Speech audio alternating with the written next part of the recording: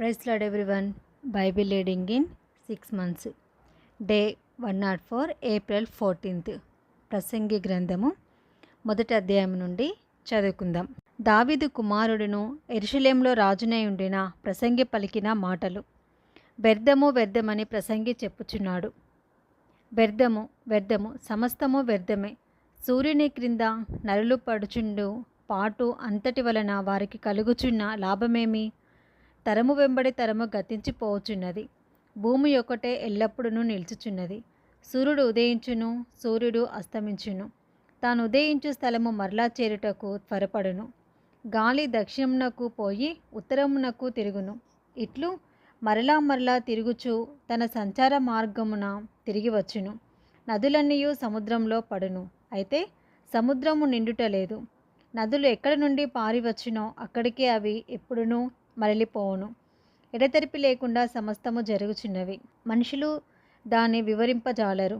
చూచుట చేత కన్ను తృప్తి పొందకున్నది, వినుట చేత చెవికి తృప్తి కలుగుటలేదు. మునుపు ఉండినదే ఇక ఉండబోవున్నది, మునుపు జరిగినదే ఇక జరగబోవున్నది. సూర్యుని క్రింద నూతనమైనది ఏదియూ లేదు. ఇది నూతనమైనదని ఒక దాని గూర్చి ఎవడు చెప్పును? అదియును మనకు ముందుండిన తరములలో ఉండినదే. పూర్వులు జ్ఞాపకమునకు రారు, పుట్టబోవు వారి జ్ఞాపకము ఆ తర్వాత నుండబోవు వారికి కలగదు. ప్రసంగినైన నేను యెరూషలేమునందు ఇశ్రాయేలు మీద రాజునై ఉంటిని. ఆకాశం క్రింద జరుగునది అంతటినీ జ్ఞానం చేత విచారించి గ్రహించుటకై నా మనసు నిలిపితిని. వారు దీని చేత అభ్యాసము నొందవలెనని దేవుడు మానవులకు ఏర్పాటు చేసిన ప్రయాసము బహు కఠినమైనది. సూర్యుని క్రింద జరుగుచున్న క్రియలనన్నిటినీ నేను చూచితిని. అవి అన్నీయూ వ్యర్థములే. అవి ఒకడు గాలికై ప్రయాసపడుచున్నట్టున్నవి. వంకరగానున్న దానిని చక్కపరచ సఖ్యము కాదు. లోపము గలది లెక్కకు రాదు. యెరూషలేమునందు నాకు ముందున్న వారందరికంటేను నేను చాలా ఎక్కువగా జ్ఞానము సంపాదించితిననియు, జ్ఞానమును విద్యను నేను పూర్ణముగా అభ్యసించితిననియు నా మనసులో నేను అనుకొంటిని. నా మనసు నిలిపి జ్ఞానాభ్యాసమును, వెర్రితనమును, మతిహీనతను తెలుసుకొనుటకు ప్రయత్నించి తిని. అయితే ఇదియు గాలికై ప్రయాసపడుటయే అని తెలుసుకుంటుని. విస్తారమైన జ్ఞానాభ్యాసము చేత విస్తారమైన దుఃఖము కలుగును. అధిక విద్య సంపాదించిన వానికి అధిక శోకము కలుగును. ప్రసంగి గ్రంథం 2వ అధ్యాయము. కానీ నిన్ను సంతోషం చేత శోధించి చూతును. నీవు మేలును అనుభవించి చూడుమని నేను నా హృదయంతో చెప్పుకుంటుని. అయితే అదియు వ్యర్థ ప్రయత్నమాయెను. నవ్వుతో నీవు వెర్రిదానవనియు, సంతోషముతో నీ చేత కలిగినదేమియు అనియు నేనంటిని.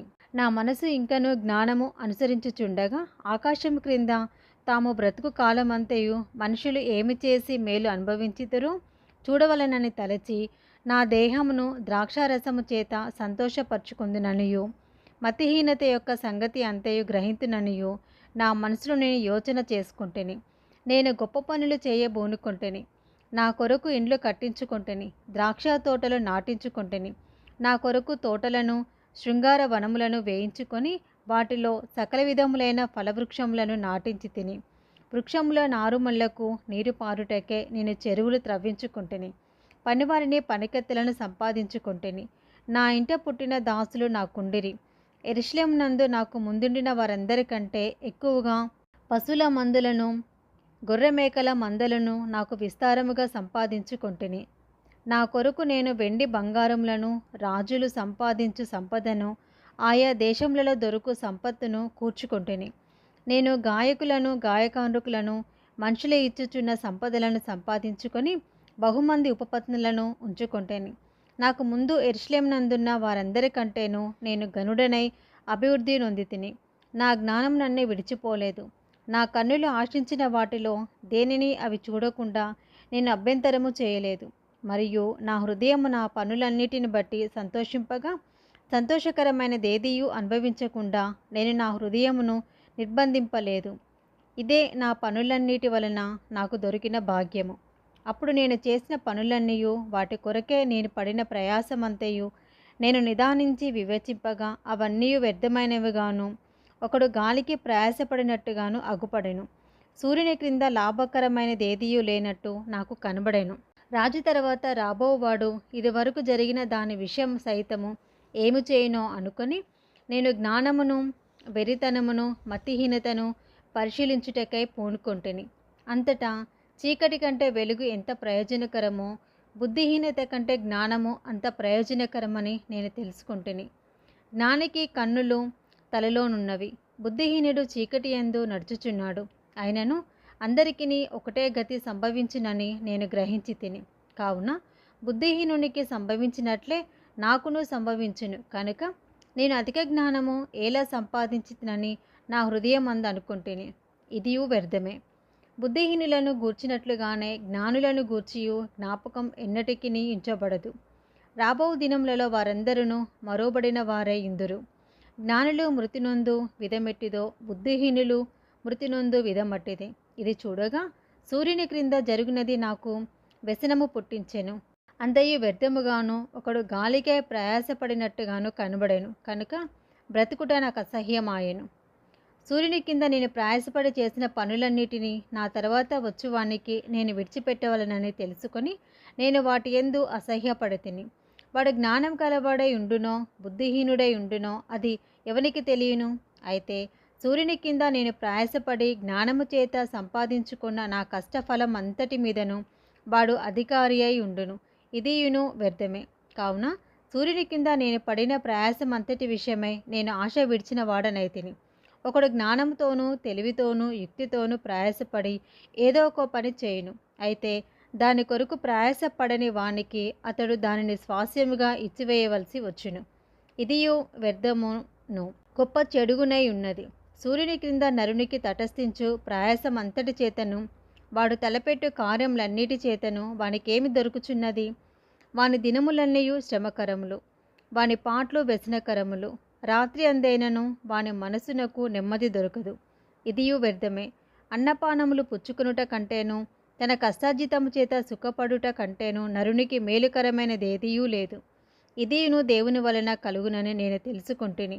ఆయన సెలవు లేక భోజనం చేసి సంతోషించుట ఎవరికి సాధ్యము?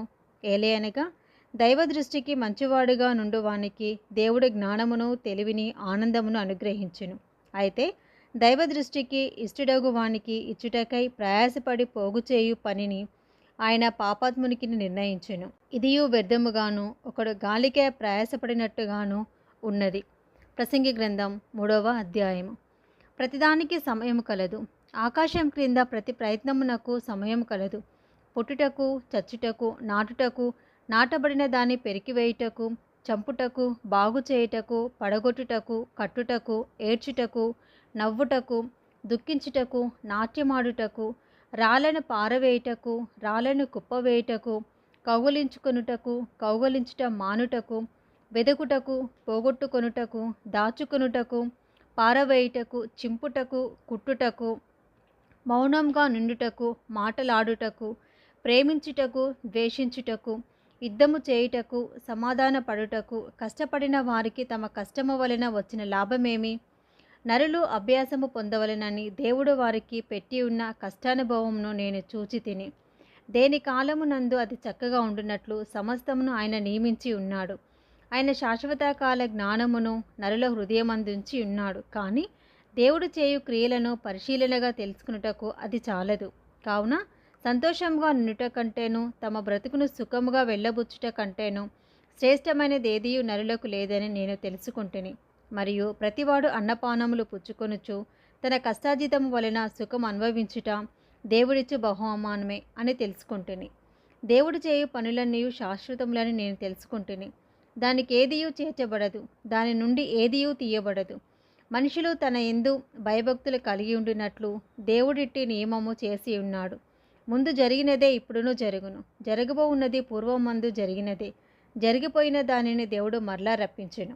మరియు లోకమునందు విమర్శ స్థానమున దుర్మార్గత జరుగుటయు, న్యాయం ఉండవలసిన స్థానమున దుర్మార్గత జరుగుటయు నాకు కనబడెను. ప్రతి ప్రయత్నమునకును ప్రతి క్రియకును తగిన సమయం ఉన్నదని, నీతిమంతులకును దుర్మార్గులకును దేవుడే తీర్పు తీర్చుననియు నా హృదయంలో నేను అనుకుంటుని. కాగా తాము మృగముల వంటి వారని నరులు తెలుసుకున్నట్లును, దేవుడు వారిని విమర్శించినట్లును ఇలాగూ జరుగుచున్నదని అనుకుంటుని. నరులకు సంభవించినది ఏదో అదే మృగములకు సంభవించును. వారికిని వాటికిని కలుగు గతి ఒక్కటే. నరులు చచ్చినట్లు మృగములను చచ్చును. సకల జీవులకు ఒక్కటే ప్రాణము.